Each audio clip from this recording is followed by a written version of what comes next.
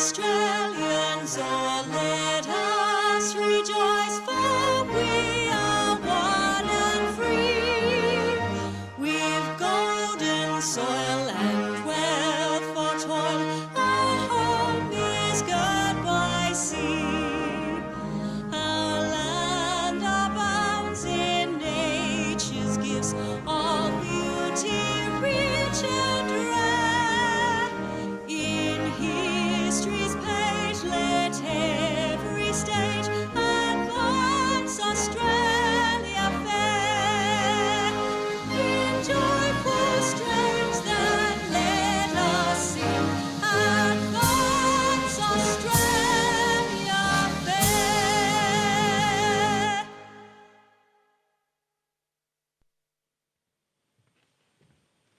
Please be seated.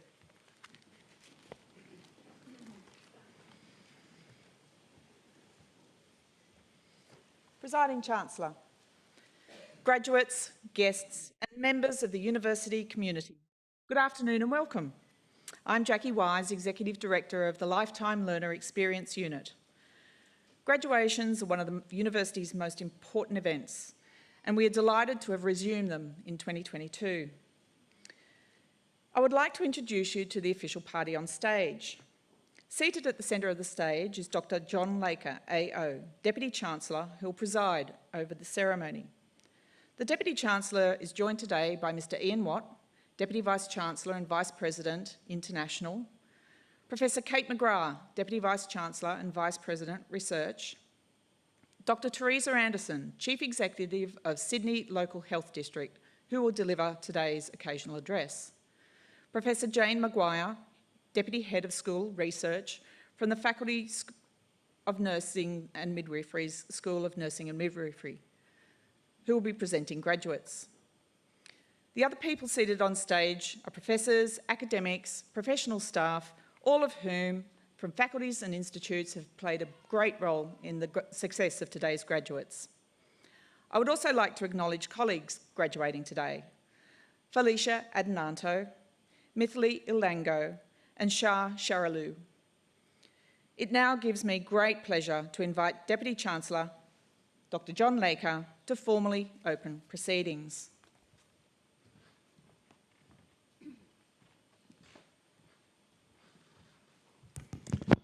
Graduands, family and friends, welcome.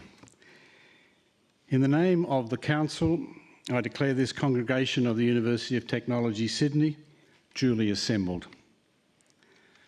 On behalf of the University of Technology, Sydney, before we begin the proceedings, and on behalf of all those present, I would like to acknowledge and pay respects to the traditional owners of the land on which we meet, the Gadigal people of the Eora Nation. It is upon their ancestral lands that UTS stands. Similarly, I would like to pay respect to the elders both past and present, acknowledging them as the traditional custodians of knowledge for this place. In this graduation ceremony, we will celebrate the conferral of awards upon graduates from the Faculties of Health and Science. Today's ceremony marks a great achievement for the graduates and recognises the support which they have received from family and friends, many of whom are here today. We warmly welcome you, and together we celebrate the achievements of the graduates. I now invite Professor Jane Maguire, Deputy Head of School Research in the School of Nursing and Midwifery, to present graduates.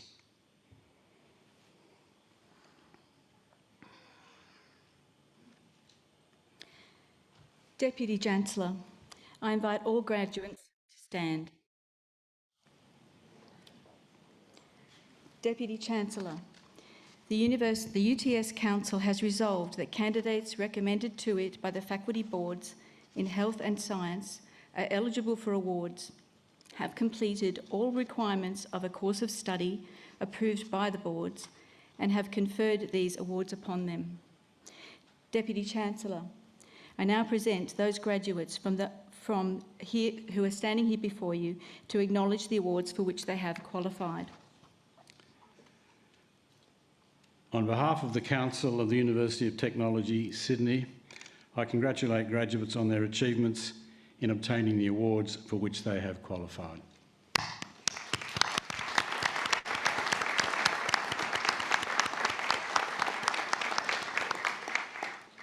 Graduates, please be seated.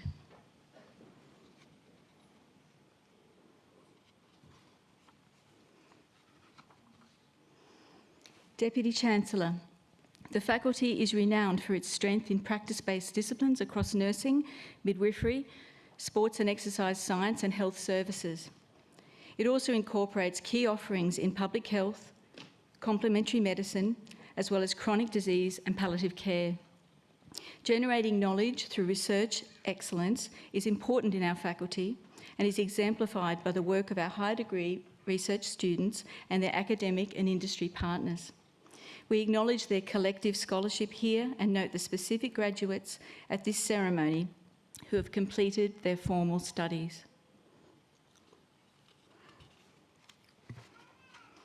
Deputy Chancellor, I present to you graduates receiving research degrees.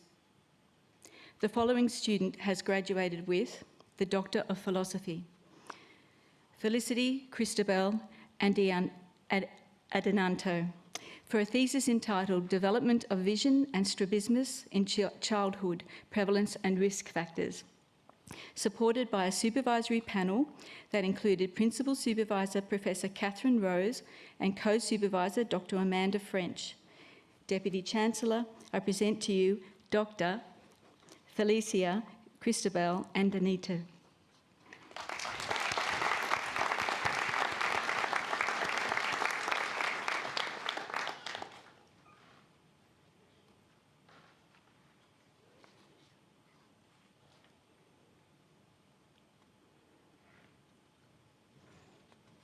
Deputy Chancellor, I present to you the following student: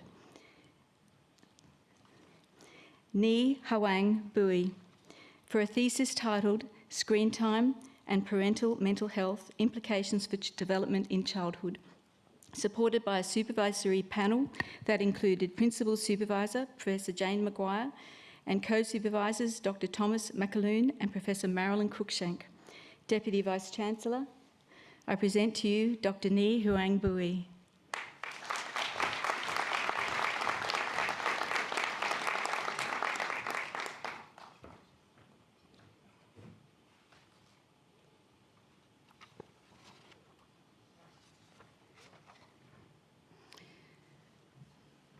The following student has graduated: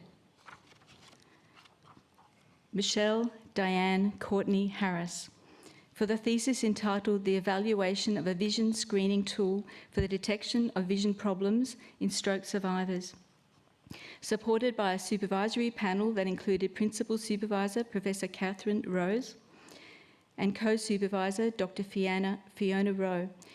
Deputy Vice-Chancellor, I present to you Dr. Michelle Diane Courtney Harris.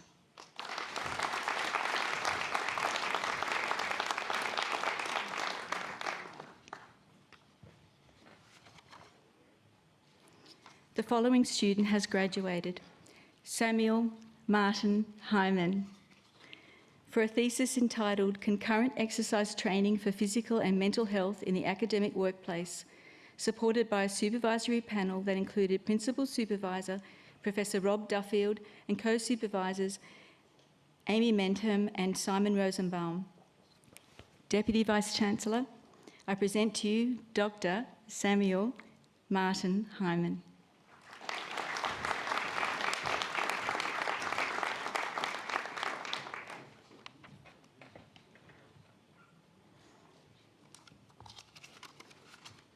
The following student has graduated: Mai Thi Ling E. Lango, for a thesis entitled An Evaluation of Vision Screening Protocols in Young Children, supported by a supervisory panel that included Principal Supervisor Professor Catherine Rose and Co-Supervisor Dr. Amanda French.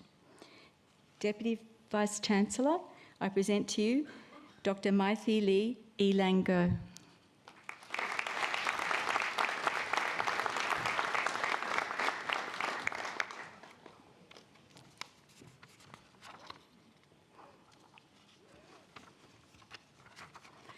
The following student has graduated. Andrea Papalausi, for a thesis entitled The Influence of Early Childcare Arrangements and Psychological Characteristics on Child Development, supported by a supervisory panel that included Principal Supervisor Professor Jane Maguire and co-supervisors Dr. Thomas McAloon and Professor Marilyn Cruikshank. Deputy Vice-Chancellor, I present to you Dr. Andrea Papalauzio.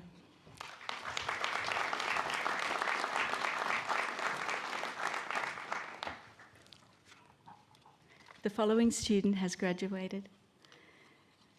Sarah Saraflau, for a thesis entitled Characterising Quantitative Spontaneous Retinal Venous Pulsations in Glaucoma, supported by a supervisory panel that included Principal Supervisor Dr. Modjabi Godslan and co-supervisor Professor Catherine Rose. Deputy Vice-Chancellor, I present to you Dr. Sarah Saraflau.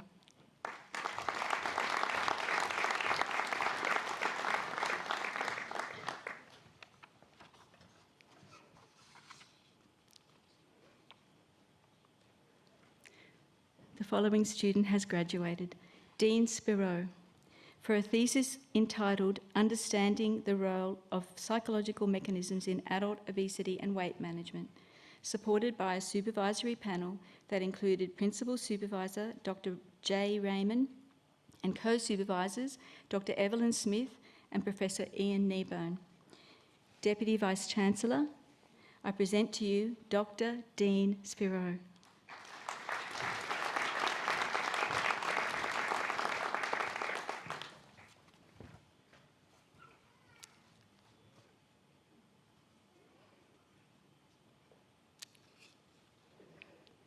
The following student has graduated. Adele Yvonne Saravopoulos, for a thesis entitled The Development, Maintenance and Treatment of Intrusive Autobiographical Memories in Depression, supported by a supervisory panel that included Principal Supervisor Dr. David Burl and co-supervisors Dr. Robert Brockman and Associate Professor Bethany Wooten. Deputy Vice-Chancellor, I present to you Dr. Adele Yvonne Staravopoulos.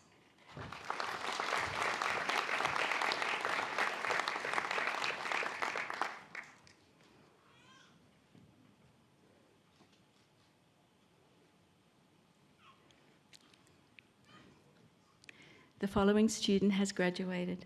Faith Yong, for a thesis entitled Provision of Community Pharmacy Services, the Pharmacist's Role System, Strain and Identity, supported by a supervisory panel that included Principal Supervisor Professor Beata Bajorek and Dr. Su Ying Ho.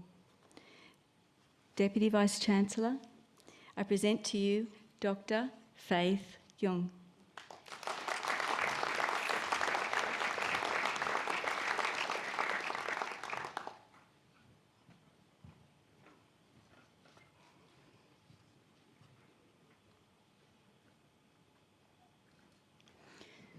The following student has graduated from a Master of Physiotherapy in Research.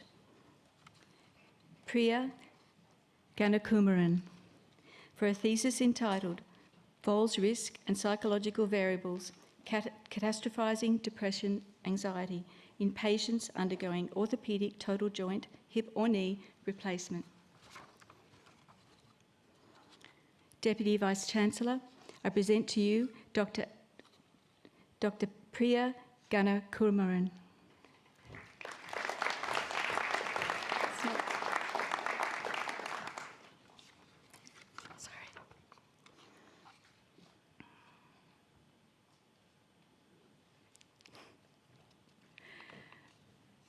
Deputy Vice-Chancellor, we will now present to you our coursework graduates receiving awards today.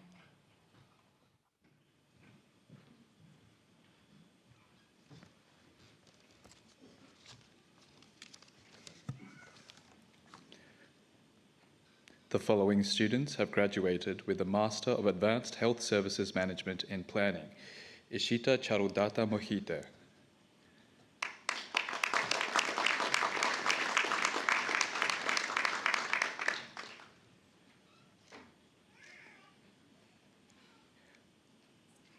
Master of Advanced Nursing, Wafa Ali M. Asaidi.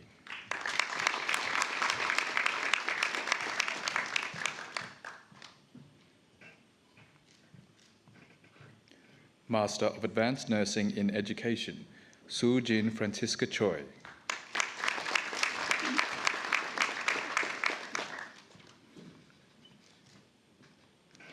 Master of Clinical Psychology, Claudia Monique Lacaria.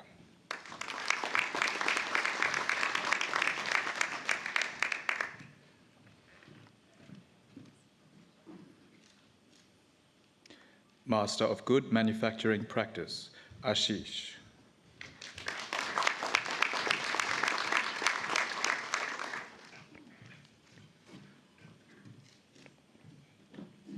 Shehar Bano Verk.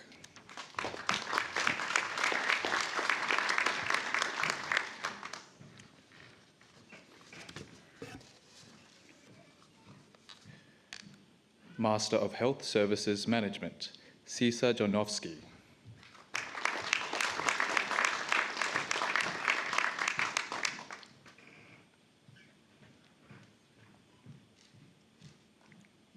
Rebecca Jane Morse.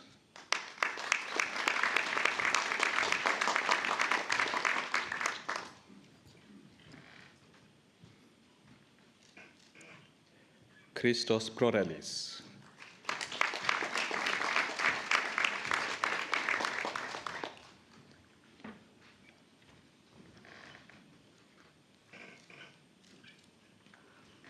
Niyarai Takayidza.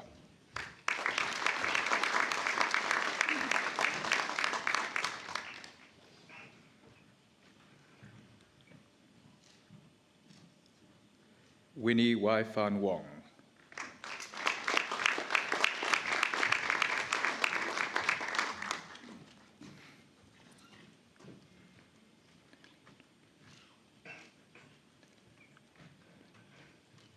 Sally Louise Wershing.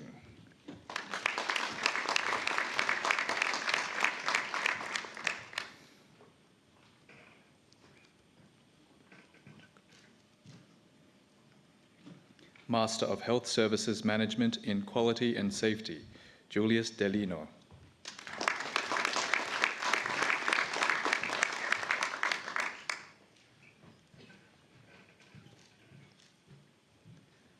Wendy Fry.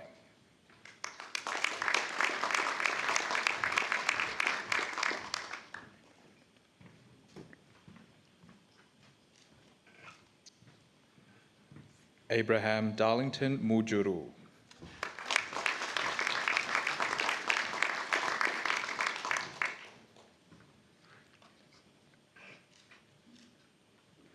Emma Pedden.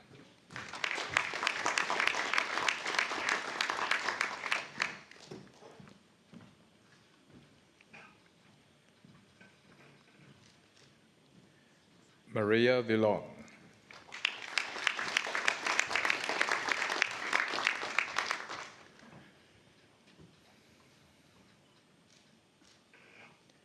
Master of High Performance Sport, Bachelor of Sport and Exercise Science with credit, Nicholas Rales.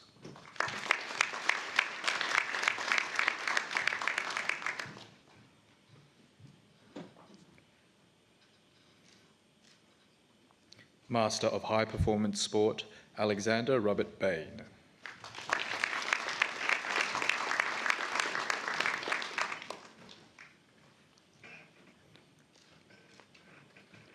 Lorenzo Campagna.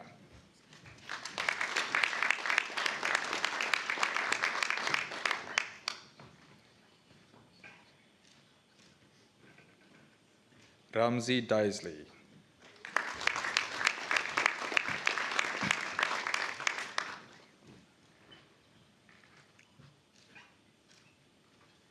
Aaron Lee Hawley.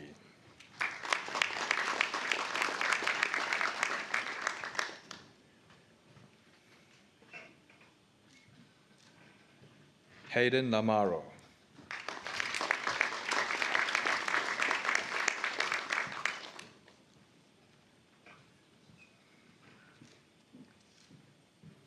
Hao Nian.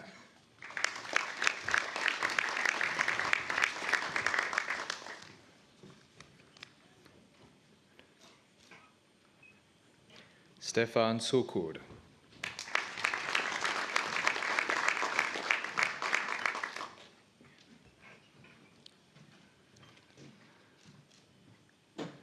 Javiera Varela.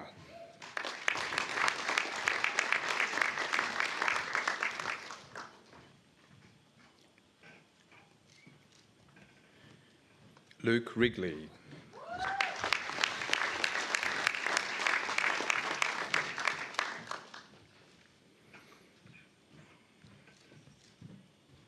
Master of Orthoptics, Bachelor of Medical Science, Tabitha Shaira Chaudhuri.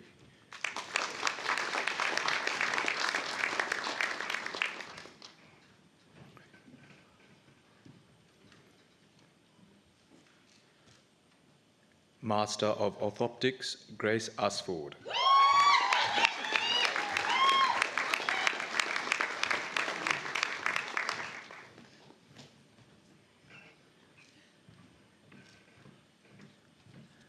Aisha Ba.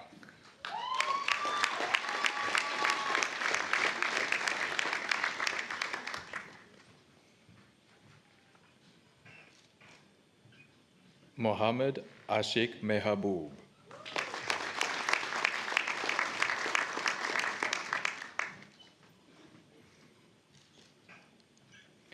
Anita Su.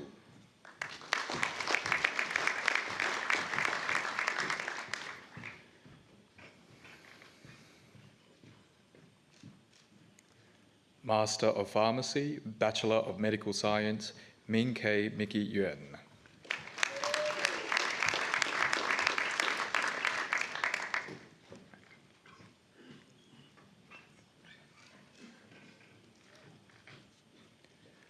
Master of Pharmacy, Naba Alzari.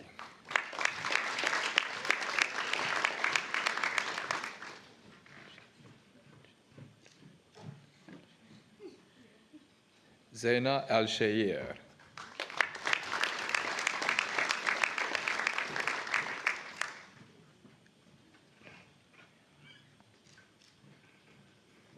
Ryan Asaf.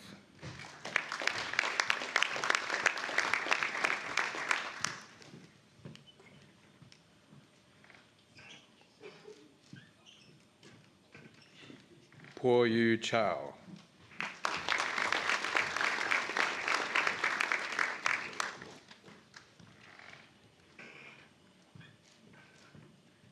Saja Cherry.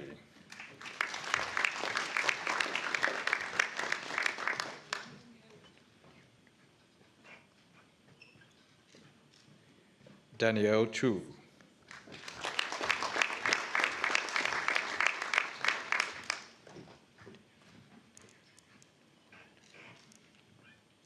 Deanna Heron.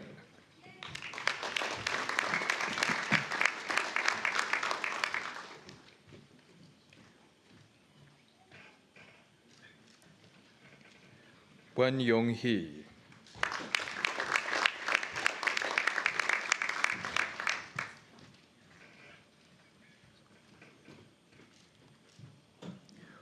Rolene Iezo.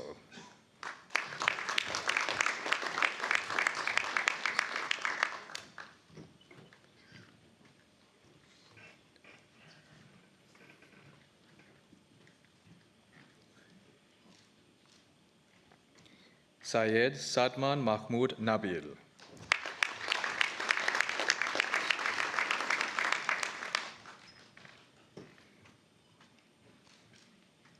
Stephanie Grace New Villamore.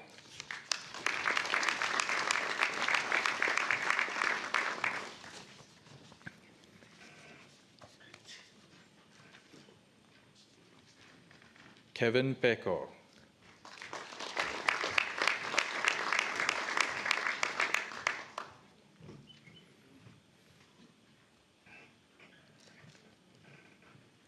Zainat Zara Rahimi.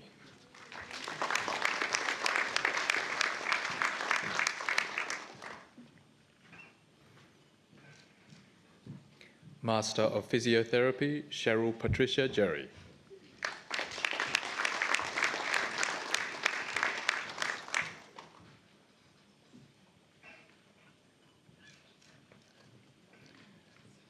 Master of Public Health, Mariha Afros.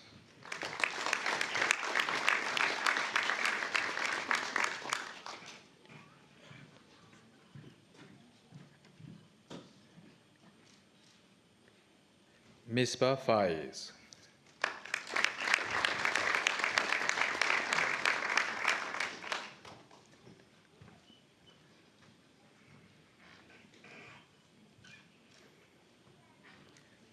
Master of Public Health Advanced, Jashanjit Kaur.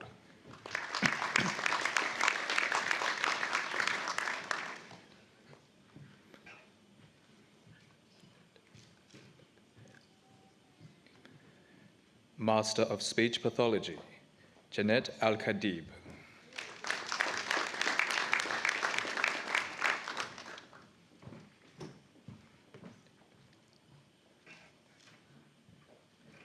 Mahdi Bezas.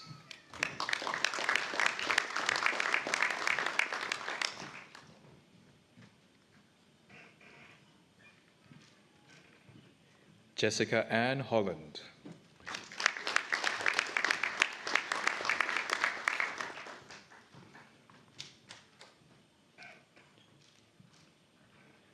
Christopher James Tuvey.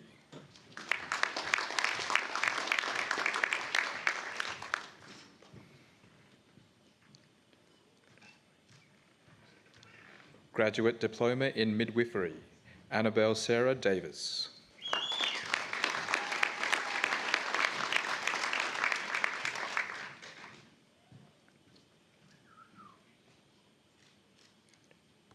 Melody Page Feeney.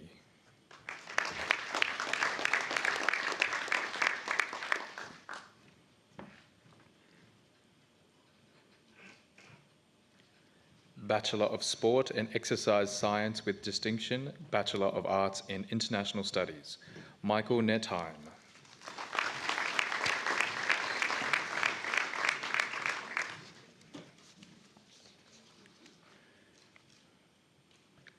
Bachelor of Sport and Exercise Science with distinction, Diploma in Innovation, Samuel Rees Hansen.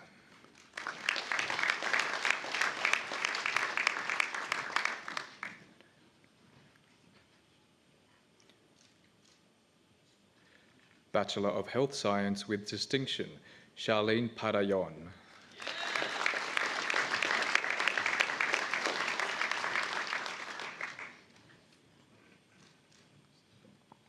Gemma Sully Harries.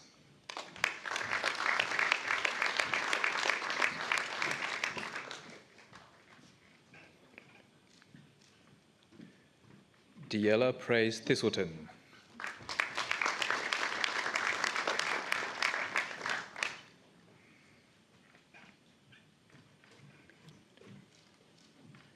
Amelia Tucker.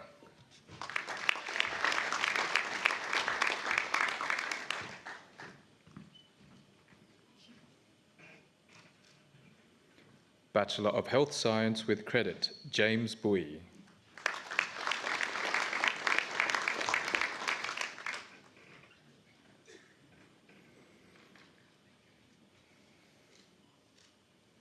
Salma Hashi.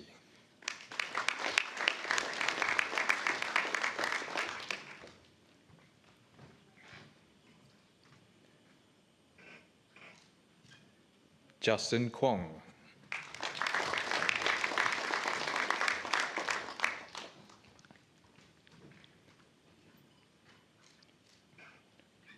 James William Martin.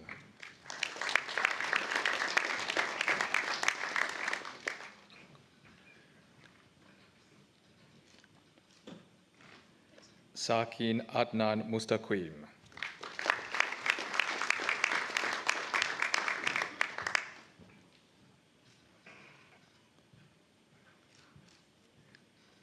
Bachelor of Nursing with distinction, Bridget Jia Yi Ang.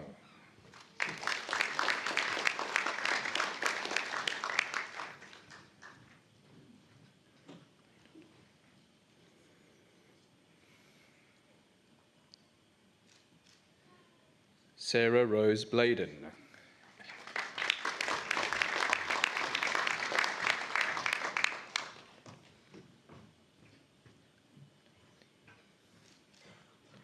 Amber Doherty.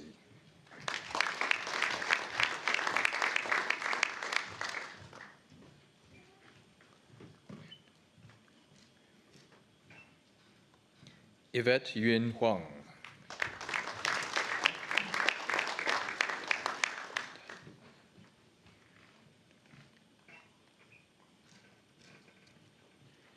Tidarat Kowet Morley.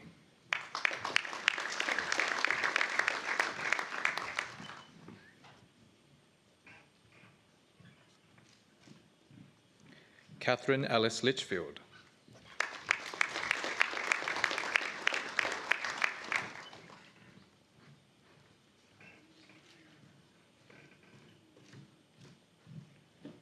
Bao Yao Liu.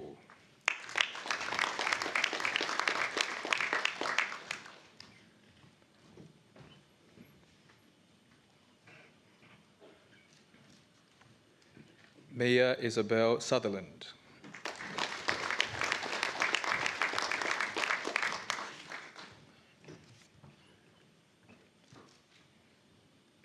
Hong An Chan.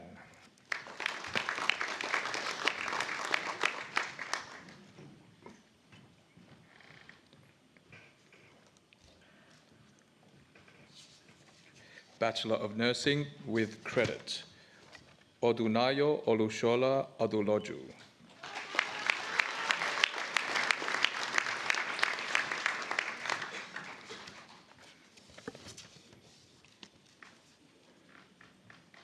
Saman Basnet.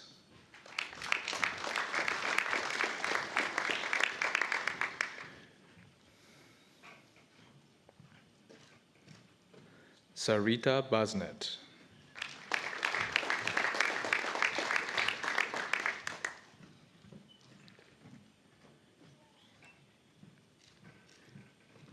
Shin Yi Amy Tai.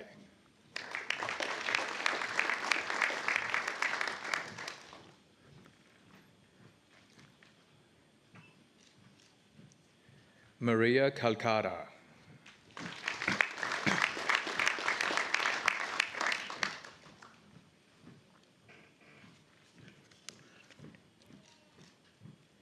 Bishnu Chetri.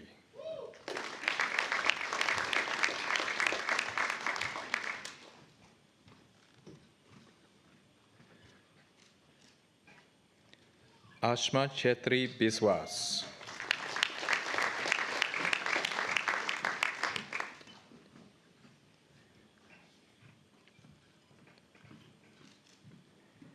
Le Tan Ten Duan.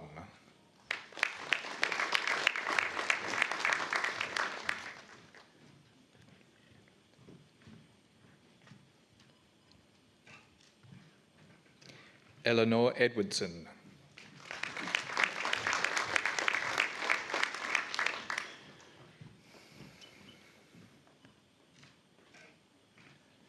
Lakshmi Gurum.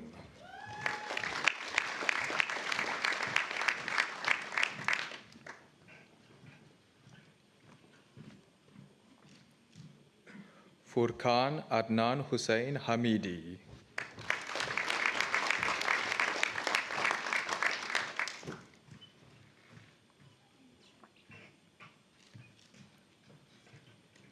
Lily Judith Silva Lacey.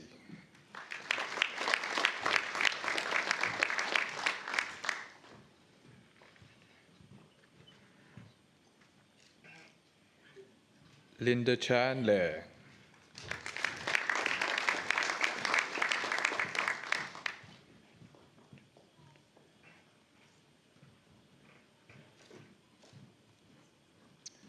John Lopez.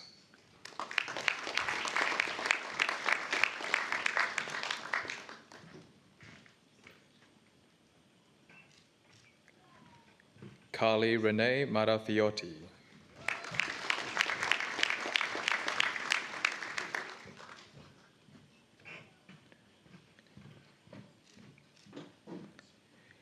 Caroline Melissa McCarthy.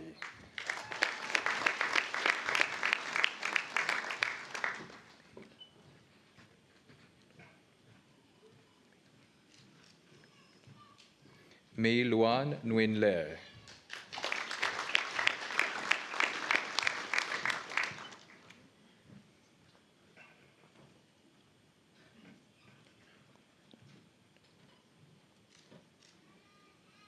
Neera Kumari Pon.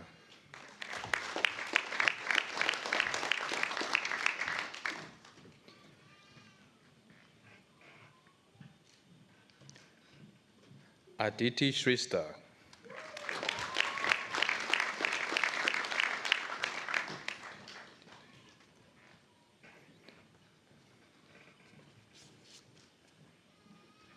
Dinesh Kumar Shrista.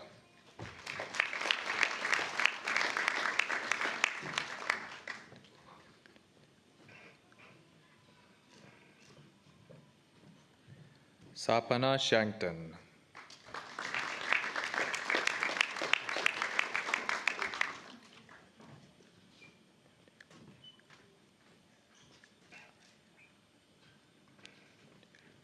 Ariane May Zombatelli.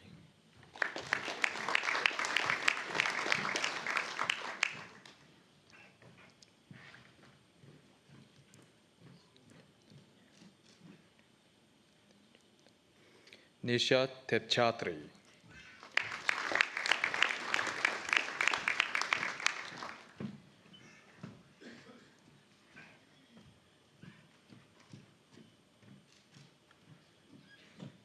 Georgia Yu.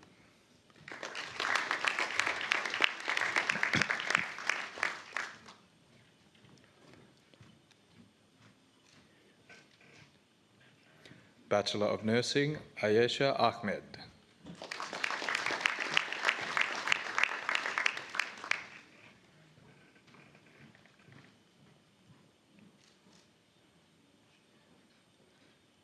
Yun Nuo Xuan Bai.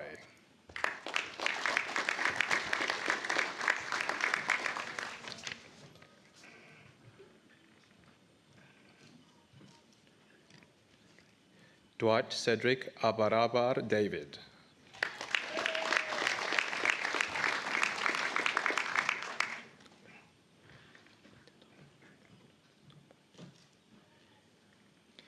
Nikita Dobanjar Pradhan.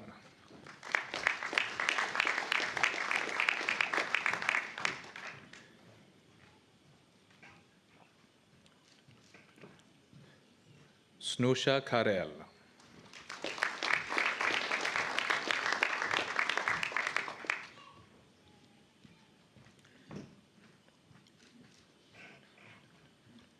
Luna Manandhar.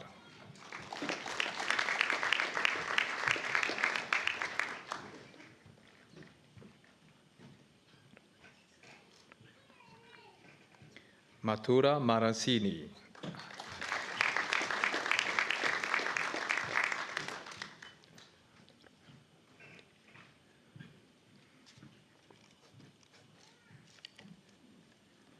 Ahmad Rashad Nadir.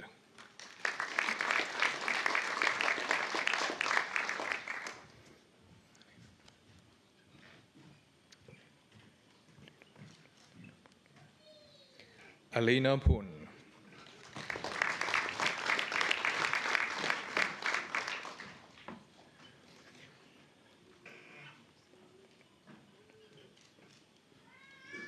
Prabin Arana.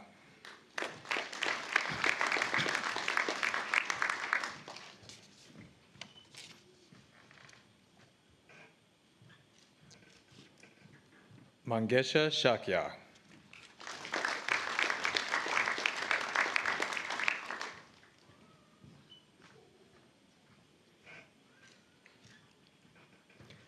Bachelor of Sport and Exercise Management with Distinction, Caroline Bailey.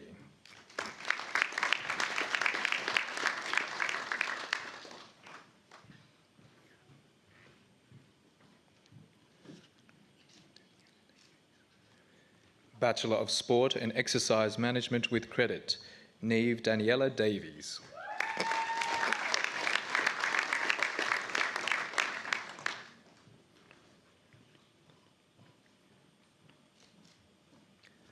Harry James Buster Doyle.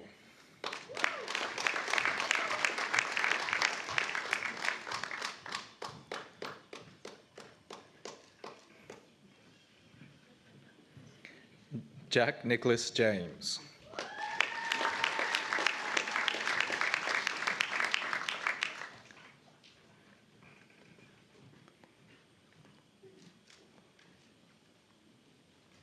Olivia Kaposius.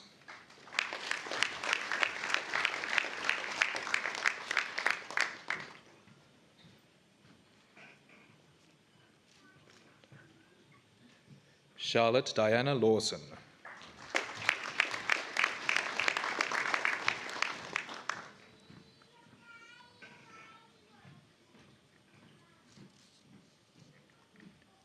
Lucy McJanet.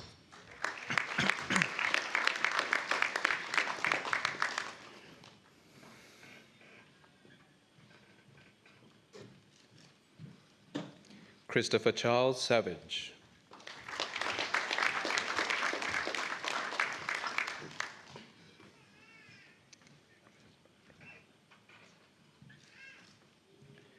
Bachelor of Sport and Exercise Management, Olivia Grace Bartram.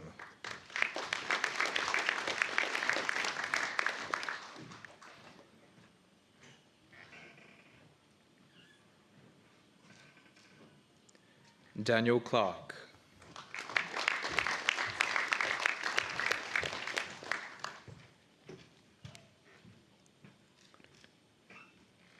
Beatrice Coddington.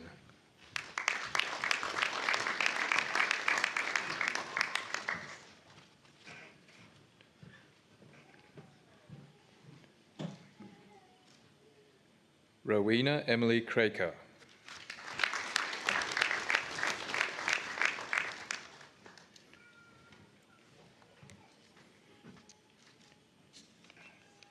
Yongjin Eric Kim.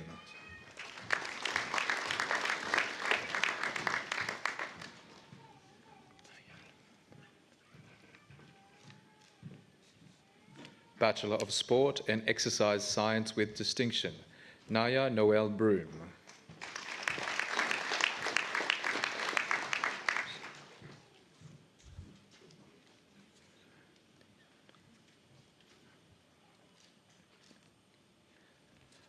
Marcus LaRosa.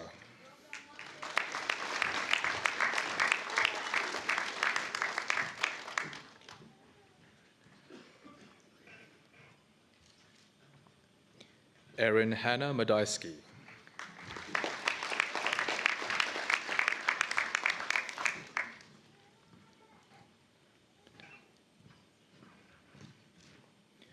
Bachelor of Sport and Exercise Science with Credit, Gareth James Deakin.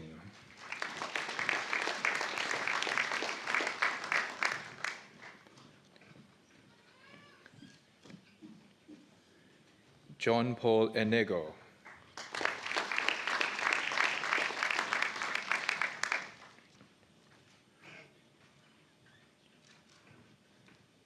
Francesca Fitzhenry.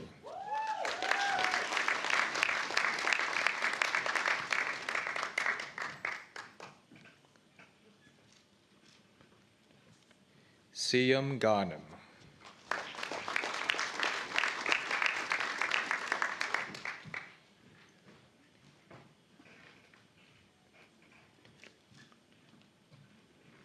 Nicholas Malcolm Jeffrey.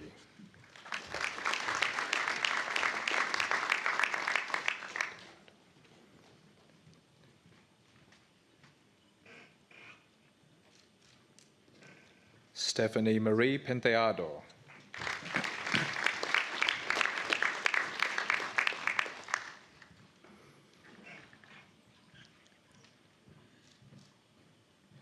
William Alexander Smith.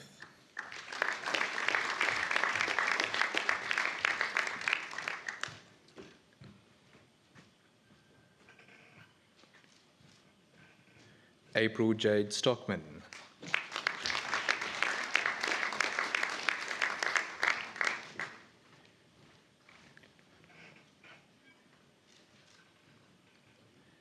Jack Dylan Van Homry.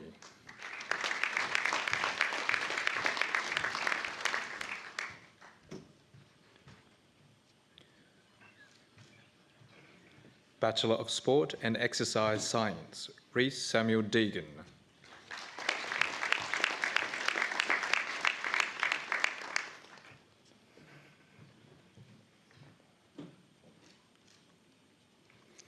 Rhys Thomas Holland.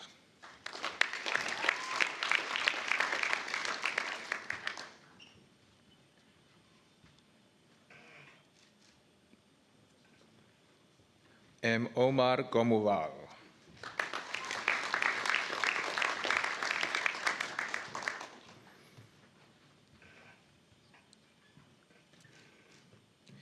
Nicholas Stavrinos.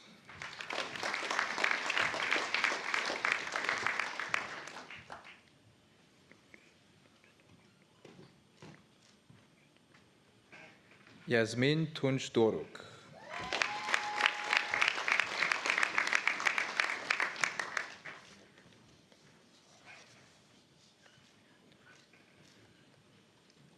Aya Tayub.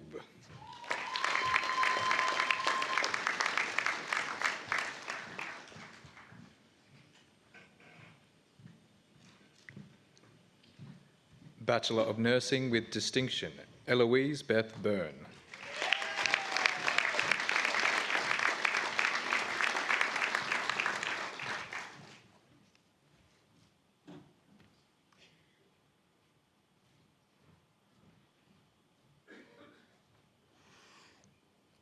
Deputy Chancellor, this concludes the presentation of graduates.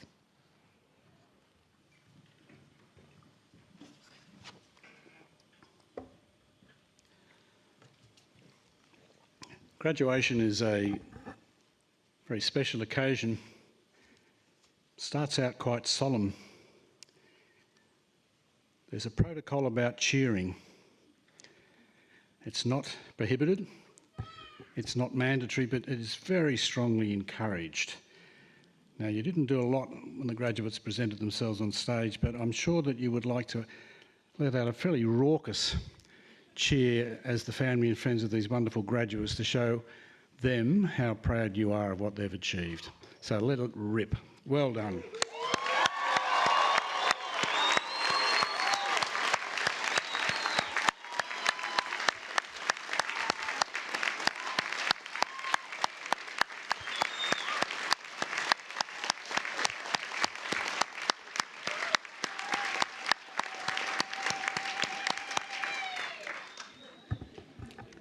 That was pretty good. Where were you when they were coming across the stage? To the graduates. Today in this great hall you have graduated from one of the world's top 10 young universities. Young because UTS is yet to reach its 50th birthday. But the ceremony of graduation itself is one of the world's oldest. It dates back 800 years to the establishment of the first European universities in the 12th century. Then you would have been taking your exams, probably not your pracs, in Latin. Your graduation cap and gown are adapted from the attire of medieval clerics and monks who taught at these universities. But then you would have worn your gowns every day simply to keep warm in damp and unheated halls of learning. Graduation is indeed a great tradition and a special celebration. As it should be, because graduation marks an important milestone in your lives. The word graduation comes from the Latin gradus, meaning step, and today you take a further significant step in your professional and personal development. University study, while we all know it has its fun, requires a strong commitment to hard work and long hours. Inevitably, too, it involves sacrifices, whether they be immediate career opportunities, family and social life, or for a number of you, the familiarity of your own country. And what has been particularly tough for your graduating class has been the unprecedented disruption of the COVID-19 pandemic. For 2 years, lockdowns and other public health responses brought campus life to an end, isolated you in bedrooms rather than in tutorial rooms or libraries, shattered your plans for study abroad. This was not the university experience you expected, and I sincerely regret that. But you have pulled through magnificently. You are graduates today, not just of this university, but of that other fine educational institution, the School of Hard Knocks. Your resilience, your commitment will be amply rewarded as you apply your new skills and insights in your profession. But today, the satisfaction of completing a high calibre degree under such difficult circumstances is reward in itself. Enjoy that sense of satisfaction because you have earned it. And for all the parents, partners and friends here today as well, this is an occasion of great pride. You have lived through the stresses the graduates have faced. You have all given them your support and encouragement. And I am sure that they would want to acknowledge that. So could I ask the graduates to stand, face their family and friends, and show them what a raucous, rousing round of applause sounds like. They too have earned it.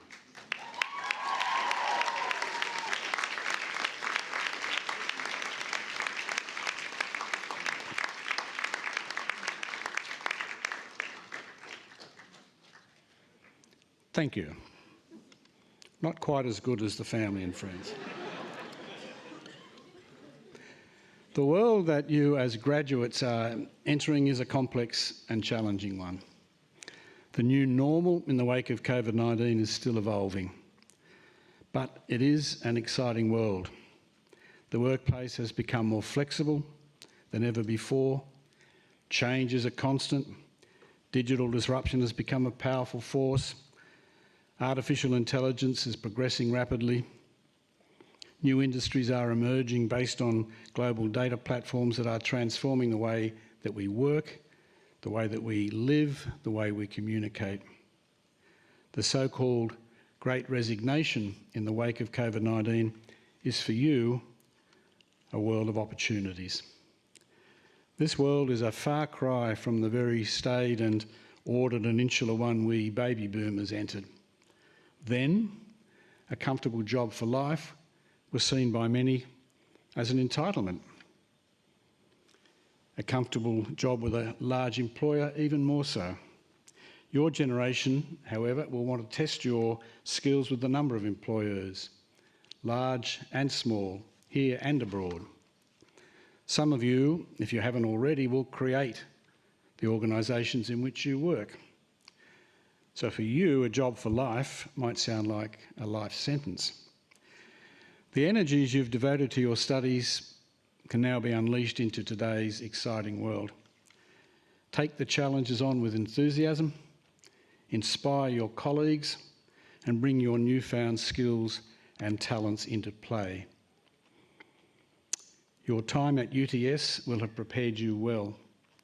Employers have a high regard for UTS graduates because of your ability to adapt and innovate, to work collaboratively with people across different viewpoints and backgrounds, and to cope with pressures and tight deadlines. In a competitive world, UTS graduates are very employable. You now join an outstanding group of over 240,000 UTS alumni. Reach out to this network when you can. Many of the alumni can be helpful to you in your future careers. And please stay in touch with UTS. Our alumni office is your lifelong connection to UTS, so please keep them up to date on your movements. Of course, this might be a dread thought for some of you, but your time as a student may not end today. This rapidly changing world will require you to refresh your existing knowledge and acquire new knowledge again and again throughout your careers. Society is transforming to a lifetime of learning to keep pace with change, and UTS is in the forefront of this transformation.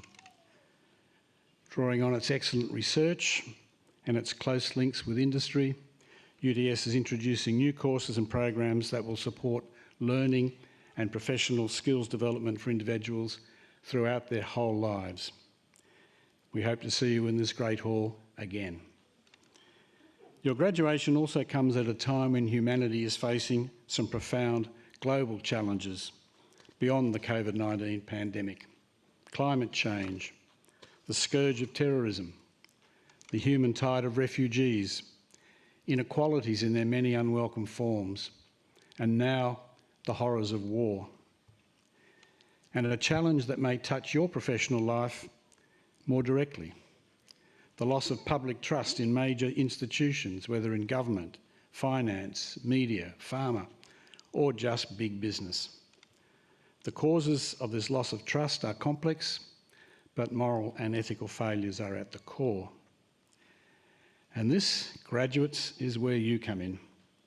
You leave here today as the pride of this university, as the standard bearers for the next generation of bright minds and responsible citizens. Can I suggest that you make the values of trust, honesty, and integrity the guiding beacons for your further development as professionals? How do you do this? Well, let me offer 3 simple pieces of advice. Firstly, choose your employer wisely. You are part of a new generation that is demanding higher ethical standards from organisations, a generation that believes it has a responsibility to make society better rather than to leave it to others or to the future. Satisfy yourself that trust and a clear purpose of contributing value to society are part of the ethos of any organisation you join. Secondly, identify the values that are important to you and live them in the way you conduct yourself in the workplace and outside. Take personal accountability for your actions and be willing to be judged by them. Speak up, but be ready to be challenged. At times, when you are not sure what to do, bring your own strong moral compass to bear on your decisions and do what you believe is right. Do yourselves, your families and this university proud by maintaining the highest professional and ethical standards. The best advice I can give you finally is that you make your word your bond. There is no more powerful demonstration of your integrity than that you honour your word. Nothing more and nothing less. I'll leave you with a thought from the philosopher St. Augustine. To ask the question, what do I want to be remembered for, is the beginning of adulthood, he said. The management guru, Peter Drucker, quoting St. Augustine, says, if you think you can answer it in your 20s, you have not yet understood the question. If you cannot answer it by the time you are 50, you have wasted your life. You won't be wasting your life. But on that challenging note, let me once again congratulate our new graduates on your success. Our best wishes and pride go with each and every one of you.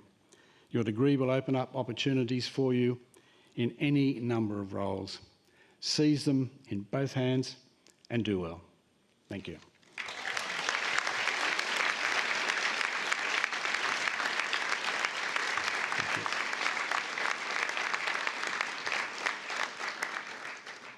Thank you.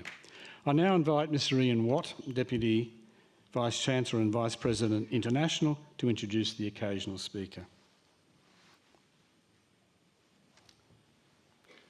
Deputy Chancellor, before I introduce the occasional speaker, I do wish to add my congratulations to our new graduates.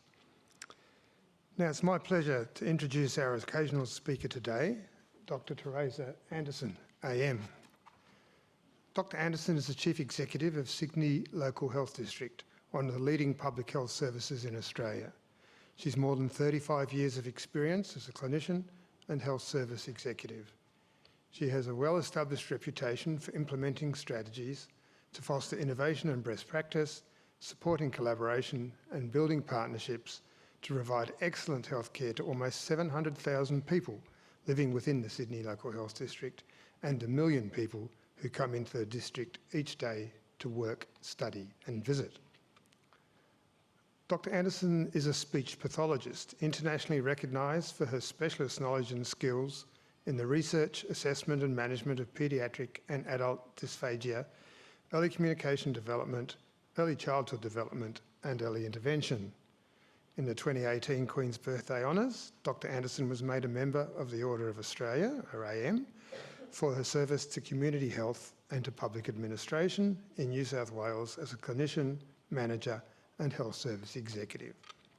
She continues to develop programs and services to support and improve the health and well-being of all people in the community. Dr. Anderson is a Vice President and has been made a Fellow of the New South Wales Institute of Public Administration, Australia, a member of 7 medical research, health and PHN boards, and is an active member of the Sydney Health Partners Governing Council and Executive Management Group, one of the first 4 centres in Australia designated by NHMRC as an Advanced Health Research Translation Centre. It gives me great pleasure to invite Dr. Teresa Anderson to deliver the occasional address.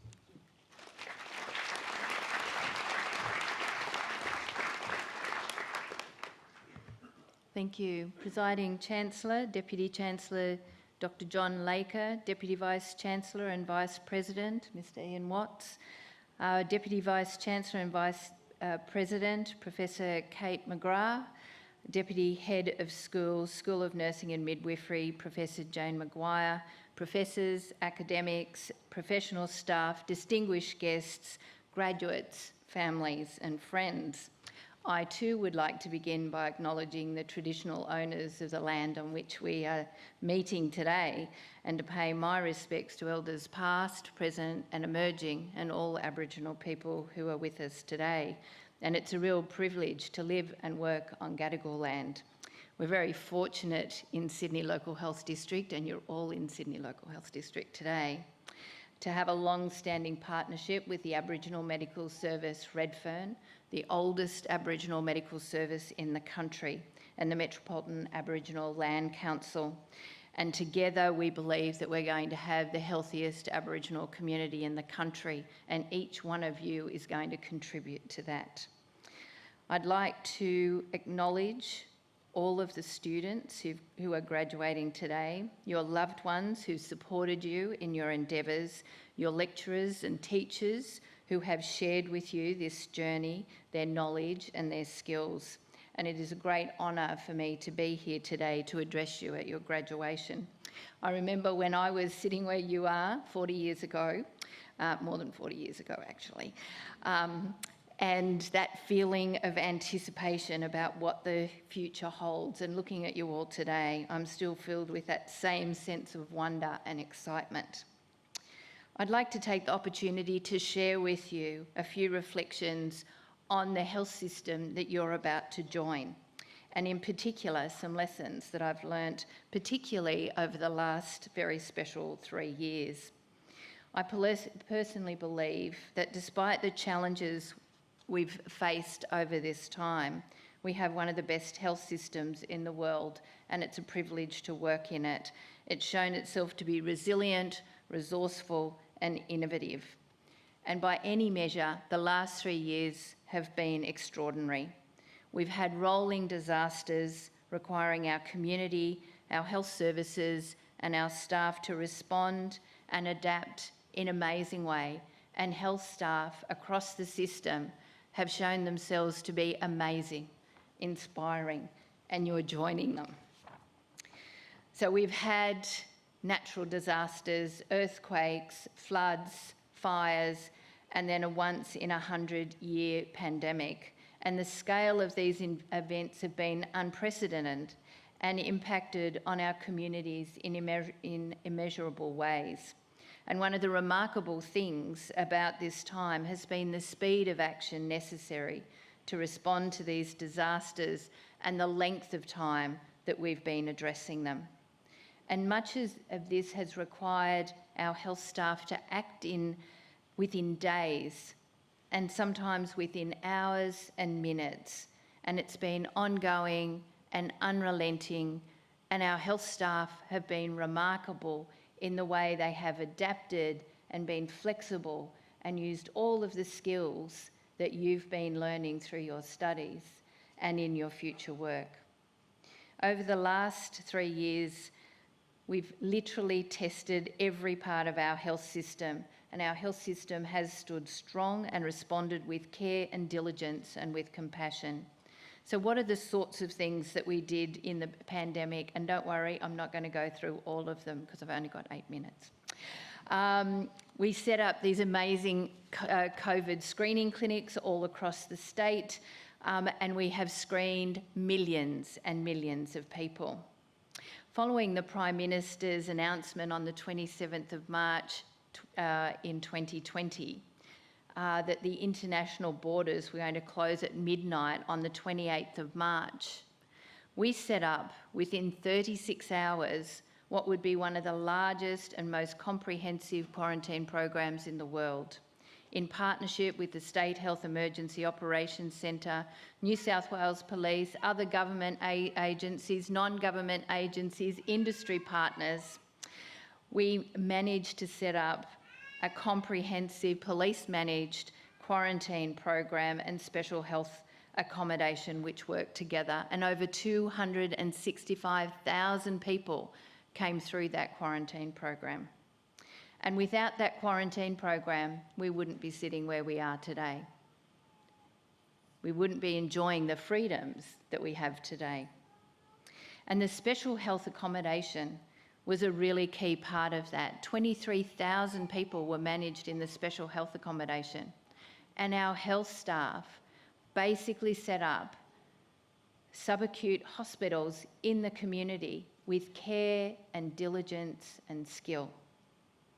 They were set up just like major hospitals, and in fact had over 1,000 beds, and over 10,000 positive COVID patients were managed and cared for in the special health accommodation. We had electronic medical records, we had all the systems and processes that many of you have been learning about, and our staff adapted and responded in these incredible and unusual environments. In order to support the special health accommodation, we also set up a thing called RPA Virtual. And the Vice-Chancellor was talking about technology. We've been able to adapt technology that enabled us to take the specialist services of Royal Prince Alfred Hospital and reflect them into a very unusual environment, a hotel quarantine program. RPA Virtual has enabled us to manage really complex patients virtually, using technology, using remote monitoring, and being able to link this to our electronic medical record. RPA Virtual has now seen over 67,000 patients within the community and set the model for managing COVID-positive patients within the community that's used not only within New South Wales but across the country. In addition, our staff worked together to set up one of the most large vaccination programs that have been ever seen in history. We've managed, within just my district, to vaccinate over 1.6 million people against COVID-19. And again, we were able to use technology to develop a closed-loop medication management system to enable that to happen, with our fabulous pharmacists and our fabulous informatics technicians being able to come together with our industry partners to do that. The vaccination program was remarkable because we worked closely with our community to develop systems and processes that gave them confidence. The mass vaccination centre at Sydney Olympic Park was designed to be able to give our community confidence. I don't know how many people in this room might have gone to Sydney Olympic Park, but it actually won the Premier's Award for customer service, because every part of that journey we wanted to make sure that the experience of our patients, the experience of the community was a positive one, because at that time you'll recall that the community was really hesitant about vaccination. And our wonderful health workers, the health workers you're joining, they worked in a diligent way to give our community confidence. And in fact, many people say that the vaccination centre at Sydney Olympic Park looks like it was set up by other than government because it runs so well. I'm not sure how to take that. But there are a number of lessons that we've had in all of this journey. One is that good governance is essential, and we've had fabulous leadership through Susan Pearce and Elizabeth Koff and Kerry Chant that you saw every day. We put in place structures and processes that might look boring on the outside, but they enabled us to literally respond within hours and sometimes minutes. We had visible leadership.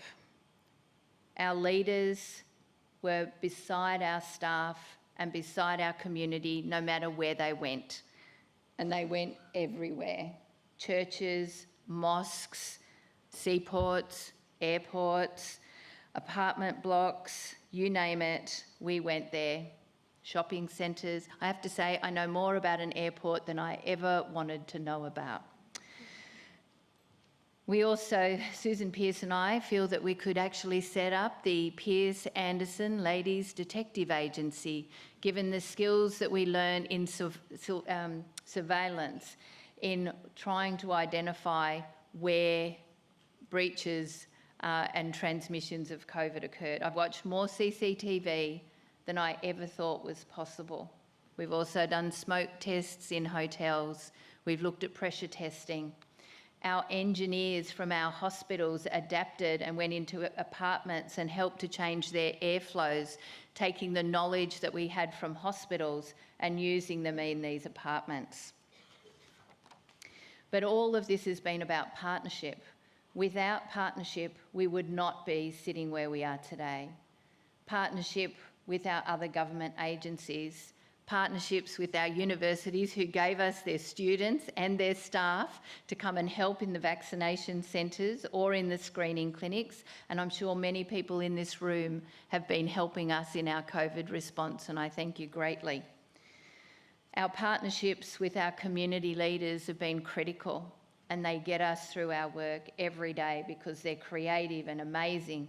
And you've all learnt in your studies about co-design, but co-design has to be real, and it has to be with our patients and with our communities, and if we do that, we'll get the very best outcomes. And our industry partners, I never thought I'd spend so much time with airlines, with security firms, with football clubs, you name it, we spent time with them because we needed to get everyone vaccinated and we had to keep everyone safe. But we also had to be adaptive and work with industry partners to develop new tools. Our saliva testing that we developed for the quarantine program was developed rapidly but with diligence with our industry partners.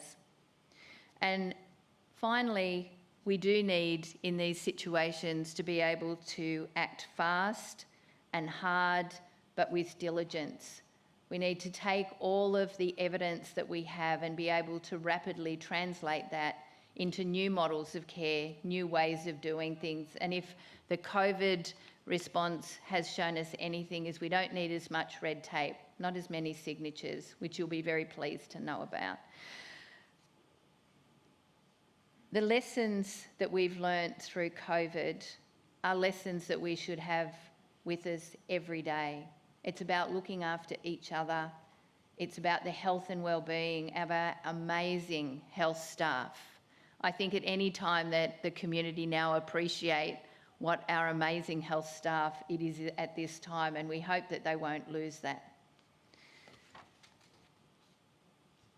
Francis of Assisi said, "Start by doing what's necessary, then do what's possible, and suddenly you're doing the impossible."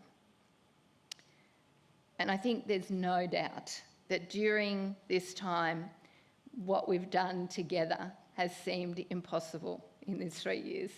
I think you'd agree. But we've responded so well because of our people, the people of our health system and their partners. And I have to say, they're wonderful families. Our partnerships, our focus on providing the very best care to our patients and keeping our community safe. Every day, our health workers come to work to make a difference in the lives of the people they serve. And this has never been more evident than over the last 3 years. I can't think of any better job than working in health, can you? It's amazing, with amazing people. So congratulations. I wish you all the very best in your endeavours, wherever they may lead you. Congratulations.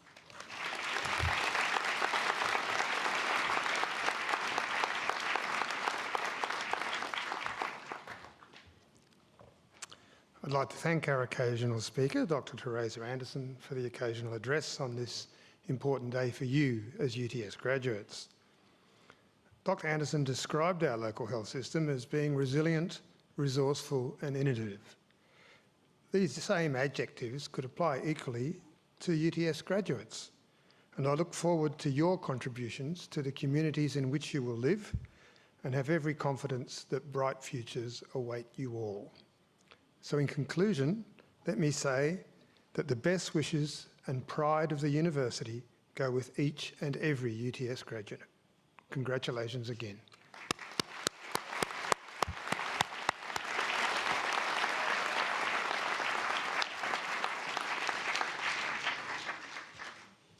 Deputy Chancellor, graduates, guests. Dr. Anderson's occasional address concludes the formal proceedings. The academic procession is about to leave the stage, so I'll ask that you rise for the academic procession.